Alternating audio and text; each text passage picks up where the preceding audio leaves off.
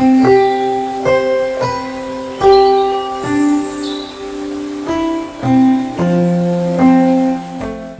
मैं doctor Anand Singh, neurophysician, Gandhinagar, Moradabad. आज हम स्ट्रोक पर बात करेंगे। स्ट्रोक कई नामों से जाना जाता है, जैसे लकवा या फालिस भी कहते हैं या पक्षाघात भी कहते हैं। स्ट्रोक में मेनली जो सिम्टम्स होते हैं वो चेहरे से स्टार्ट होते हैं या हाथ पैरों में भी स्टार्ट हो सकते हैं। चेहरे पे मरीज कंप्लेंट कर सकता है कि उसे देखने में दिक्कत हो रही है, 1 के 2 दिखाई दे रहे हैं, धुंधला दिखाई दे रहा है। चेहरे पे टेढ़ापन आ सकता है, बोलने में दिक्कत आ सकती है, आवाज़ में दिक्कत आ सकती है, चलने में लड़खड़ाहट हो सकती है, चक्कर आ सकते हैं। एक तरफ की बॉडी में हाथ या पैर कम काम कर सकते हैं या बिल्कुल काम करना बंद कर सकता है, या हाथ पैरों में केवल झंझनाहट और सुन्नी हो सकती है, और चलते में लड़खड़ाहट हो सकती है।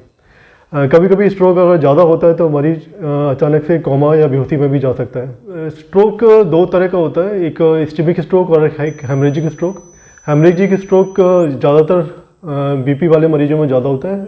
जब सडनली बीपी शूट अप होता है तो दिमाग की नस फट जाती है, जिसमें दवाइयों के साथ साथ डिपेंड करता है। अगर बहुत ज़्यादा दिमाग में खून बह चुका है तो सर्जरी की ज़रूरत भी पड़ सकती है। और दूसरा जो स्ट्रोक होता है वो इस्केमिक स्ट्रोक होता है, जिसमें ब्रेन की जो ब्लड वेसल्स होती है उसमें खून का दौरान बंद हो जाता है, और ब्लड फ्लो बंद होने से ब्रेन का कुछ पार्ट डैमेज हो जाता है। और ब्रेन के जिस हिस्से में डैमेज होता है उसी के हिसाब से सिम्टम्स होते हैं, उसी के अनुसार सिम्टम्स होते हैं मरीज को। इस्केमिक स्ट्रोक 3 तरह का होता है, थ्रोम्बोटिक, थ्रोम्बोएम्बोलिक और कार्डियोएम्बोलिक। थ्रोम्बोटिक और थ्रोम्बोएम्बोलिक स्ट्रोक जो हमारी दिल से दिमाग तक जो वेसल्स जाती हैं उसमें कोलेस्ट्रॉल के प्लाक्स जम जाते हैं, जिसे हम क्लॉट या थक्का कहते हैं।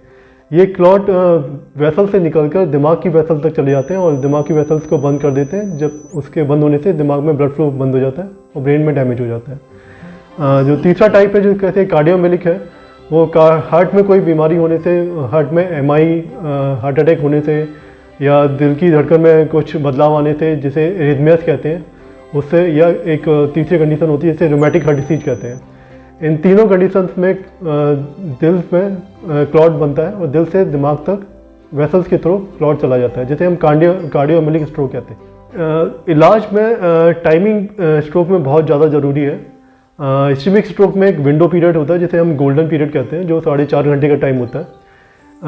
इस टाइम के अंदर अगर मरीज आ जाता है और टाइमली अगर हमने सीटी स्कैन करा दिया तो इसमें एक इंजेक्शन लगता है जिसे हम थ्रोम्बोलिसिस कहते हैं।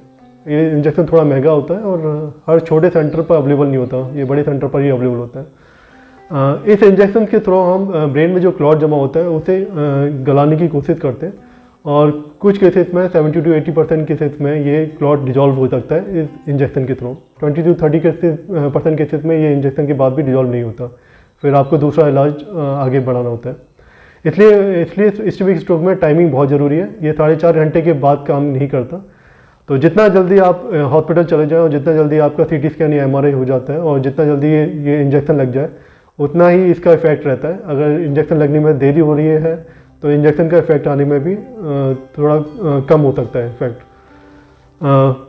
बाकी इलाज में, दूसरे इलाजों में इस इंजेक्शन के अलावा कुछ मैकेनिकल थ्रोम्बोटमी होती है। अगर इंजेक्शन काम नहीं करता तो हम ब्रेन का सीटी एंजियो करते हैं। अगर उसमें क्लॉट दिखाई देता है तो जैसे कार्डियक एंजियोग्राफी की जाती है उसी तरह से आप इन्वेसिव एंजियोग्राफी करते हैं और ब्रेन तक आपका वायर जाता है और वहाँ जाके आप डायरेक्टली क्लॉट में दवाई दे देते हैं जिससे वो क्लॉट गल जाता है, या एक मशीन के थ्रू, आप जिसे मैकेनिकल थ्रोम्बोटमी कहते हैं, मशीन के थ्रू आप उस क्लॉट को बाहर निकाल सकते हैं। लेकिन ये वाला प्रोसीजर जो सर्जिकल प्रोसीजर की मैं बात कर रहा हूँ, ये हर सेंटर पर अवेलेबल नहीं होता। इसके लिए प्रॉपर एक स्ट्रोक यूनिट होती है जो बड़े शहरों में, एनसीआर में, दिल्ली में ही अवेलेबल रहता है, जहाँ प्रॉपर स्ट्रोक सेंटर्स होते हैं। तो छोटे शहरों में लेकिन थ्रोम्बोलिसिस अवेलेबल होती है जो इफेक्टिव होती है। तो फिर से मैं कह रहा हूँ इस तरह के स्ट्रोक में टाइमिंग बहुत इंपॉर्टेंट है।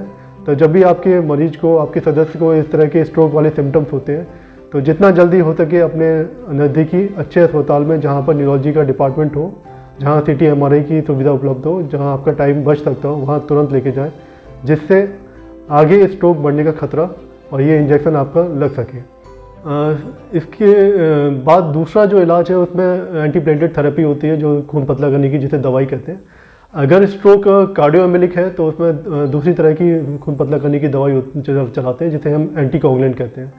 दोनों ही केसेस में दवाइयाँ लाइफ लॉन्ग चलती है, ज़िंदगी भर खानी होती हैं और इसके साथ हाई डोज में कोलेस्ट्रॉल की दवाई दी जाती है और कुछ टाइम के बाद कोलेस्ट्रॉल की दवाई की मात्रा थोड़ी कम कर देते हैं। इसका मेजर पार्ट मेडिकल के अलावा रिहेबिलिटेशन थेरेपी होती है, जिसमें आप फिजियोथेरेपी करते हैं और अपनी डाइट का ध्यान रखना होता है आपको। फिजियोथेरेपी स्ट्रोक में बहुत इंपॉर्टेंट है और शुरुआत के 3 से 6 महीने में मेडिसिन के साथ साथ फिजियोथेरेपी से काफ़ी चीज़ें सुधार में हो सकती हैं। आपकी पावर में इम्प्रूवमेंट आ सकता है, आपकी स्पीच में इम्प्रूवमेंट आ सकता है। तो मेडिकल ट्रीटमेंट के साथ साथ फिजियोथेरेपी स्ट्रोक के केसेस में बहुत ज़्यादा ज़रूरी है। और स्ट्रोक के केसेस में मैक्सिमम इम्प्रूवमेंट 3 महीने से 6 महीने में होता है। उसके बाद जो इम्प्रूवमेंट होता है वो बहुत कम होता है और 1 साल के बाद ये कहा जाता है कि एक जितना डेफिसिट आपका, जितनी डिसेबिलिटी आपकी रह गई है वो रह जाएगी, फिर उसमें सुधार होने की चांसेस नहीं होते। तो स्ट्रोक के केसेस में टाइमिंग बहुत इंपॉर्टेंट है। जितना जल्दी इलाज शुरू करें और शुरुआत में फिजियोथेरेपी जितना ज़्यादा से ज़्यादा कराएं, अपने खान पान में बदलाव लाएं, तेल चिकनाई वाली चीज़ें कम खाएं, नमक हल्का लें, एक्स्ट्रा नमक ना लें। जो वो लोग नॉनवेज खाते हैं वो चर्बी कलेजी का सेवन ना करें और नॉनवेज भी थोड़ा कम ही लें। मछली नॉनवेज में काफ़ी अच्छी होती है, उससे कोलेस्ट्रॉल कम भी होता है। और दिनचर्या में थोड़ा सा अपना दिनचर्या में जीवन शैली में थोड़ा सा बदलाव लेके आएँ, थोड़ा घूमने की आदत डालें। डेली अपना 30 मिनट ब्रिस्क वॉक करें, हफ्ते में कम से कम 5 दिन ब्रिस्क वॉक करें और खान पान में बदलाव लाएं। कोई शराब का, स्मोकिंग का सेवन ना करें। तो इन चीज़ों से भी स्ट्रोक में सुधार और स्ट्रोक में बदलाव लाया जा सकता है।